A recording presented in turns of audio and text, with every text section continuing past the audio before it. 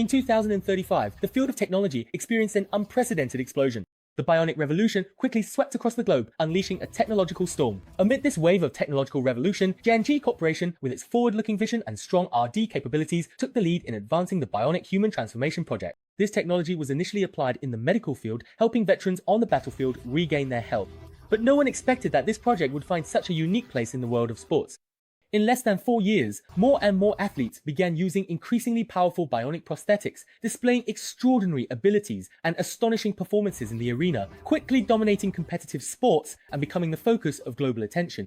But the revolution had only just begun. The man in the organization, codenamed Kid, did not replace his crude prosthetic with a sophisticated bionic limb. Led by a staff member, he opened the bank vault safe deposit box. The pale light shone on the cold machinery, casting a faint, chilling glow that made the staff member increasingly uneasy.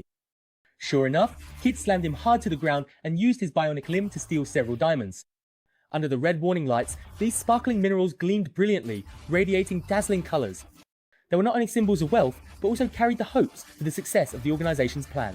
Relying on his powerful bionic device, Kid managed to escape the guard's pursuit and successfully rendezvoused with his adoptive brother, Haito. However, he was also injured in the process. As police sirens pierced through the streets and alleys, Kid knew how crucial the organization's plan was, and he didn't want his injuries to burden his brother. In Haito's astonished gaze, the crisp sound of bones being set suddenly rang out. With a heart full of grief and anger, Haito had no choice but to accept this reality and leave alone, carrying the heavy responsibility. Meanwhile, a conspiracy was quietly brewing in the shadows. On the other side, at the bustling competition venue, Maria was filled with excitement. Her mother's powerful leap at the 2008 Olympics broke the previous world record, a feat that remains unsurpassed to this day. Harboring the dream of inheriting her mother's glory, she gave her all, training relentlessly in hopes of shining on the stage in her own right. Her mother also placed great expectations on Maria, seeing her as a successor, nurturing her with care, and hoping her eldest daughter could continue her own legacy. But all of this was destroyed by the bionic revolution. It was no longer ordinary people like Maria who dominated the arena, but athletes equipped with bionic technology. Her younger sister Gabby was one of the outstanding examples. She had her limb amputated due to a tumor when she was young, but she never lost heart and was determined to surpass her older sister. Now, with the help of her bionic prosthesis, she has jumped an astonishing 15.18 meters, easily breaking her mother's record from 30 years ago and becoming the new world record holder. The glory no longer belongs to Maria. At this moment, all eyes in the world are on Gabby. Confronted with reality, a trace of disappointment welled up in her heart. But Maria did not lose hope. Instead, seeing her sister celebrated under the flash of cameras ignited an even stronger fighting spirit within her. Since birth, she has been striving tirelessly for her dreams. Maria is determined to compete with bionic technology and fight to the very end. The rise of bionics not only made Maria's path to realizing her dreams fraught with difficulties, but also destroyed Xiaozi's athletic career. According to police investigator Charlie, Xiaozi's real name is Adila. He was once a highly anticipated rising star in the boxing world, but before he could shine, he was completely defeated by the advent of bionic prosthetics. Faced with adversity, he resorted to extreme measures. Adila deliberately staged a fake accident, intentionally severing his own arm in exchange for a bionic prosthetic. However, the deception was quickly uncovered and the prosthetic was confiscated according to the law. As a result, the prosthetic he now has is illegal. To control this mechanical arm, Adila stole a neural impulse amplifier from the corpse of another athlete. Such a reckless act deeply shocked the officer at the scene, and the tattoo on the corpse's wrist caught his attention. The officer instinctively sensed that there were even darker secrets hidden behind all this, so he instructed his colleagues to conduct a thorough investigation centered on the tattoo. The death of his younger brother left Haito overwhelmed with grief, but the established plan still had to move forward. Meanwhile, the newly joined member, codenamed Hard Guy, drew Haito's attention. In this era where cold machines are constantly squeezing the living space of ordinary people, Hard Guy, like the others in the organization, longs to change his circumstances through his own efforts. The influx of new blood into the organization reignited Haito's fighting spirit, but the diamonds stolen by a dealer were only enough to pay half of the hacker's fee. Remaining 500,000 was still nowhere to be found. Therefore, the organization needed to create a new bionic human to help them steal more money and accomplish their grand ambitions. So Hard Guy recommended a candidate to Haito. They went to a rundown track field where Maria was training hard. It turned out that Hard Guy was Maria's younger brother Gus. The siblings had shared a deep bond since childhood, forging an unbreakable family connection as they grew up together. After their mother passed away early, their relationship became even closer. Maria also treated the friend Gus brought with great kindness. Haito, on the other hand, was very curious as to why she was training in such a place. However, Maria believed that such an old sports field precisely symbolized the situation of ordinary athletes like theme overlooked and marginalized. For her, training here held extraordinary significance. Gus then took the opportunity to introduce Haito, explaining that his organization was dedicated to providing support for ordinary athletes. Upon hearing this, Maria was very impressed with Haito, but since her training schedule could not be interrupted, they agreed to meet again next time. Maria is still committed to the most traditional forms of athletic competition. Meanwhile, Spire Corporation has once again comprehensively upgraded its bionic technology. The latest update to the neural impulse amplifier will significantly enhance the wearer's strength and speed, making the sports games a major marketing focus for Spire this year. As one of the world's top athletes, Gabby's star power undoubtedly brings tremendous commercial value to Spire, making her a powerful asset in attracting investment. Gabby's father, Ricardo, signed a binding agreement with the company. In order to secure sponsorship from tech giants, Gabby must continue to break world records. Haito and his organization provide logistical support for the athletes in training. Maria feels deeply grateful for everything he has done. In their spare time, the two of them talk about their current situations, and both express deep concern about the impact brought by bionic humans. At that moment, Haito leaves her with a remark full of meaning. Maria initially takes it as a joke, but the words quietly take root in her heart, leaving a profound impact. As night falls, Maria weaves her way through a sea of neon signs, getting ready to attend her sister's new sponsor's party.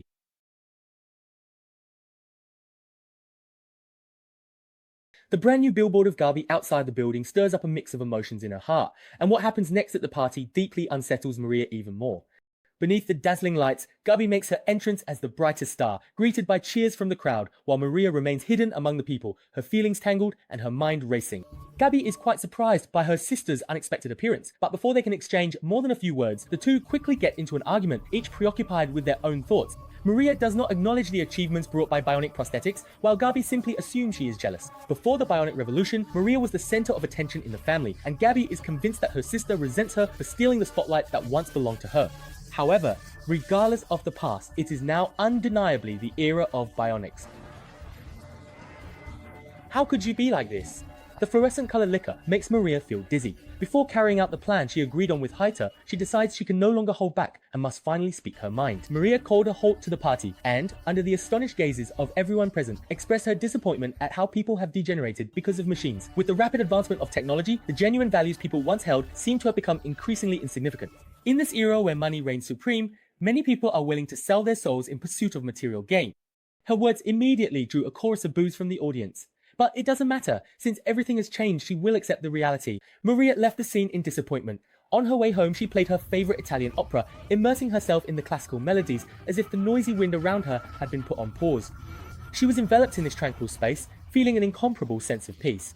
And that's when the car accident happened. As soon as Maria opened her eyes, she met Haito's gaze. In his silence, she understood that the plan had gone off without a hitch.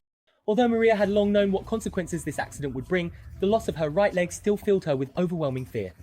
Meanwhile, in a corner unseen by Haito, he and the organization had already drawn Charlie's attention. This seemingly ordinary athlete mutual aid group was actually promoting an extreme ideology, advocating that every athlete had the right to voluntarily amputate their limbs and become cyborgs. In Charlie's eyes, the organization suddenly took on a dangerous hue, making it urgent to place them under surveillance. Faced with this sudden turn of events, Gabi couldn't help but feel compassion. He understood just how cruel this was for an athlete. Gabi took the initiative to mend his relationship with his sister, helping Maria adjust to life after amputation. He even specially prepared a unique Barbie doll to encourage his sister to emerge from the shadows and to regain her confidence and courage. With Maria's amputation completed, the installation of a bionic prosthesis was also put on the agenda. With the successful implantation of the neural impulse amplifier in the motor cortex area, her surgery was also successfully completed. Thanks to the metal prosthesis provided by the production company, Maria returned to the track. This time she was no longer running in the old dilapidated outdoor stadium of the past, but in a well-equipped indoor training facility. With the powerful support of technology, Maria continuously broke through her previous physical limits. These outstanding training results not only demonstrated her unyielding spirit, but also subtly transformed her mindset. Now, Maria is able to calmly accept her current situation, and her adaptation to the bionic prosthesis has gone exceptionally smoothly. She deeply feels the immense power of technological progress, which in fact also opens up infinite possibilities for the future of humanity. Seeing her sister so full of fighting spirit, Gabi genuinely felt happy for her. After all, this time, Maria surely couldn't criticize her own performance anymore. Just as Maria was enthusiastically training, another problem surfaced. She was very anxious about whether she could surpass her mother's record, which caused severe interference with the neural pulse amplifier. Before her brain's ability to withstand the pulses dropped to zero, the doctor promptly cut off the signal to the prosthesis, causing Maria to fall heavily to the ground. This is also the only drawback of bionic prosthetics. They integrate so perfectly with the human body that the wearer can hardly sense any danger. Nikado warned Maria that she must keep her emotions under control. If anxiety depletes the brain's neurotransmitters, it can cause irreversible damage. And in order for the numbers on the display to return to normal, Maria must get enough sleep to allow her brain to fully relax. When Haito slowly appeared, Maria realized that tonight would be anything but a peaceful night's sleep. The cold prosthetic limb exuded a unique beauty that Haito found utterly captivating. The two of them were passionately entangled indoors. Maria still had concerns about the operation that was about to begin, but Haito vowed to her with absolute certainty. For the athletes who had trained hard all their lives and wasted their sweat in vain for his late younger brother, and for the woman he loved, Maria, this was a mission he had to accomplish. In the end, Maria was persuaded, but she had only one request: do not let Gus get involved in this dangerous operation. However, during the actual execution of the operation, Gus played an indispensable and crucial role. He was like the brain of the team, meticulously planning and finalizing the entire course of action. To put Maria at ease, Haito concealed this fact from her. Soon, the time for the operation arrived. The armored truck was successfully forced into a dead end. After several repeated warnings that the road was blocked, the driver finally sensed something was wrong, but it was already too late. Dressed in black for the night, Maria used the power of her prosthetic limb to transform herself into an unstoppable weapon, successfully forcing the vehicle to a halt.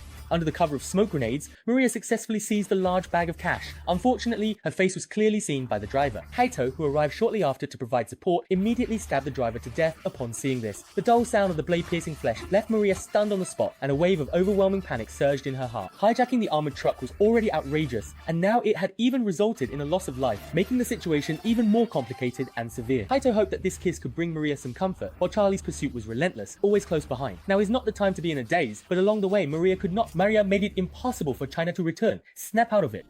The plan was a huge success. Faced with piles of colourful cash, the organisation members were overwhelmed with excitement, because with these funds, they could have hackers track the 10 neural pulse amplifiers that were about to be delivered to the part-time company. The organisation would then be able to steal these devices, allowing 10 athletes to become cyborgs and continue to pursue their dreams on the field.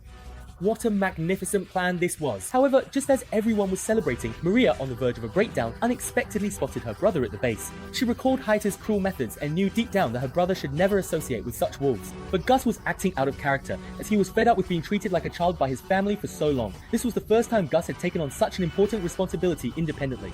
Facing the upcoming revolutionary cause, he truly felt his own worth for the first time. While Maria was troubled by family matters, Charlie also quickly arrived at the scene of the accident. Through on-site investigation and survivor testimonies, he soon began to suspect Maria. Given that she had a sister who was a bionic athlete, Charlie even started to question the real cause of the accident. All signs pointed to a shocking possibility. Maria had deliberately caused the car accident. They compared the time of the accident with the time the emergency call was made, and a horrifying truth finally came to light. Recent events had left Maria deeply troubled, and even with Gabby's comfort, it was hard for her to smile.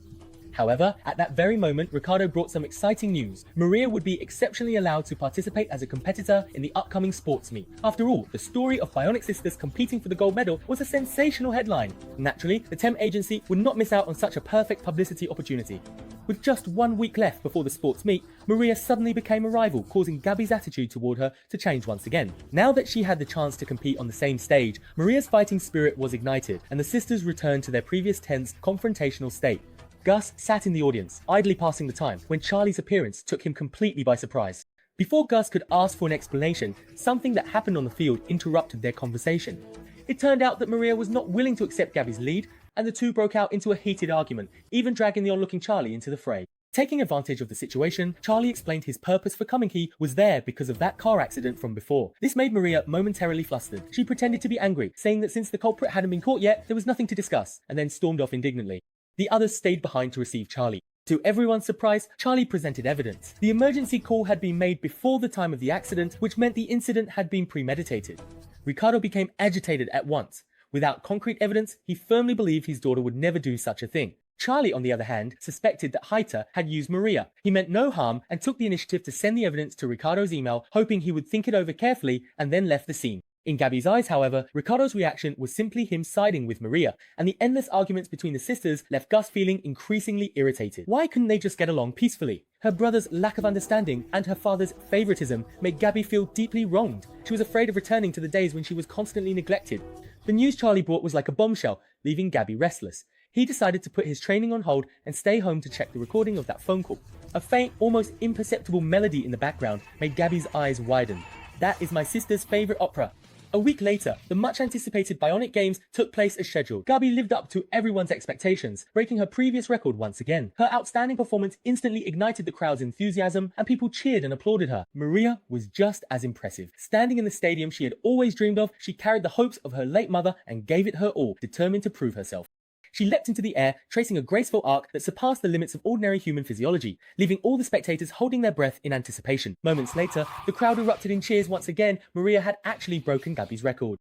At this event, 2 athletes broke records in succession, an unprecedented spectacle for the Games. Meanwhile, another competitor, Martin, had to withdraw from the competition due to a malfunction in his neural pulse device, a regrettable but necessary decision for safety reasons. This meant that the final would be contested between the 2 sisters. In this way, they kept breaking each other's records, demonstrating to the world the extraordinary strength and perseverance of athletes. And finally, Gabi faced her last jump. With everything riding on this final attempt, Gabi felt the pressure intensify. In the midst of such extreme anxiety, her neural pulse readings plummeted. But Gabi paid no heed. She was determined to prove through her actions that she was never any less than her sister. Maria understood the enormous risks involved and tried to dissuade Gabi, hoping she would reconsider. However, Gabi stubbornly stuck to her decision and, in the end, resolutely stepped up to the platform. Unfortunately, an accident was still inevitable. As her readings dropped to 0, Gabi fell hard into the sandpit. Before people even had time to feel sorry for Gabi, they were already busy cheering for the new champion. Tonight, the world's attention is on Maria. Yet, as she gazes at her unconscious sister, not a trace of joy from victory stirs in her heart. Maria begins to wonder, was it all worth it? Gabi must pay a terrible price for her actions. The interface between her neural pulse amplifier and motor cortex is completely destroyed, meaning she will never return to the arena again. The family's rising star has fallen tonight, leaving Ricardo deeply grieved. After learning what happened, Maria couldn't help but blame her father for his earlier decisions. Why did he have to push them into such a predicament? Faced with his eldest daughter's reproach, Ricardo is overwhelmed by endless sorrow. He has given everything, thinking only of his children's future, yet he cannot earn their understanding. But there is no time to grieve. Gus soon arrives with a mission from Haito. The hacker has already tracked down the whereabouts of those neural pulse amplifiers. Before leaving, Maria goes to Gabi's hospital room to say goodbye. Unexpectedly, Gabi wakes up at that moment and reveals the truth about the car accident. Seeing this, Maria no longer hides anything and explains that the song was also used to synchronize the motorcycle and the car. But now, everything is about to end. She has already made up her mind. Gabi, however, is filled with sorrow, knowing that someone as ruthless as Haito would never let Maria go so easily. On the edge of the hospital rooftop, Maria refuses to continue carrying out the mission. Her sudden change of heart infuriates Haito, who decides to make Maria pay the price using death as a warning that once you embark on a path of evil, there is no turning back. To force Maria to join the operation, Haito arranges for Gus to tamper with her water cup, and when Maria loses the ability to move, he seizes the opportunity to kidnap Gabi from her hospital bed. Faced with the situation, Maria has no choice but to give in to him. The day of the operation arrives quickly. This time, the mission target is stored in a briefcase. Maria bears a heavy responsibility. She must cross between 2 buildings, penetrate deep inside, and secure the briefcase before it is transferred to the Voltal within 3 minutes. However, the distance between the 2 buildings far exceeds the record Maria has previously set, which undoubtedly adds tremendous difficulty to the operation. Faced with such a daunting task, Maria showed not the slightest hint of fear because her sister was waiting to be rescued. For her, this mission could only succeed. Failure was not an option. Fortunately, Maria ultimately relied on her extraordinary courage and skill to break through her own limits and successfully secure the briefcase. Afterwards, she got into the car that had been prepared in advance and rushed non-stop toward the base. Unexpectedly, she ran into Haito halfway there. Maria felt extreme loathing toward him, wishing nothing more than for him to die as soon as possible. After a brief moment of hesitation, she resolutely drove over Haito, intending to force him to reveal her sister's whereabouts. But when she approached the face hidden beneath the helmet, she was stunned by what she saw. It was Guts. It turned out that Haito had anticipated Maria's actions and had deliberately forced Guts to disguise himself as Haito, catching her completely off guard. Faced with this unexpected turn, Maria was filled with grief and anger. She resented Haito's cunning and also regretted her own impulsiveness and recklessness. Only then did Maria realize that once you step into the mire, it's nearly impossible to pull yourself out. She was taken back to the base by Haito. There, Maria was finally reunited with her younger sister. Before the two of them had a chance to explain the situation, the mastermind behind the scenes quietly revealed themselves. It turned out that all of Haito's previous claims about wanting to change the fate of athletes were nothing but a smokescreen. His real goal was to exploit those precious neural impulses in exchange for a huge sum of money, amounting to millions. Everyone had been deceived by Haito Evan. His own younger brother was not spared. Haito's cold-bloodedness and ruthlessness had reached an appalling level. As the suitcase was opened, Haito was delighted to discover that its contents far exceeded his expectations. There were actually more than 10 impulses inside the case untold wealth was beckoning to him. This unexpected windfall seemed to go straight to his head. Haito even motioned for Maria to come forward and take a look. And of course, Maria would not miss such an opportunity delivered right to her doorstep. In the midst of the tense and thrilling action, she relied on her decisiveness and courage to swiftly take down everyone one by one. Then, together with her sister, she subdued Haito, though she herself was unfortunately injured in the process. At that very moment, the sudden sound of police sirens shattered the previous silence outside the window. Gabby, unwilling to see Maria end up in prison, urged her to leave the scene as quickly as possible. The police swarmed in, forcing Maria into a desperate situation. She tried to climb over the barbed wire, but unfortunately got stuck at that moment. In a bid for a slim chance of survival, Maria resolutely freed herself from restraint, and as she fell, ripples spread out from where she landed, casting uncertainty over her future. In a daze, she finally felt as if she had left behind the clamour of the world. Meanwhile, elsewhere, Gabby seemed to share a telepathic connection with his sister. Sensing Maria's peril, he decisively took advantage of the chaos and drove off in a car. Just as the shadow of the police pursuit was about to descend, he managed to pick up Maria, and together, they escaped the scene. A few years later, the two lived under assumed names and opened a gym in a remote small town. Whether their clients were healthy or fitted with bionic prosthetics, they treated everyone equally. Ironically, the path Maria ultimately took was the very one she had desperately tried to avoid. She re-established contact with her former boss behind the scenes, and together with Gabby and the now incredibly powerful, bionically enhanced Gus, they joined a criminal organization. In Maria's eyes, fate was nothing but an illusory word. From now on, the path beneath her feet was all that mattered. How naive.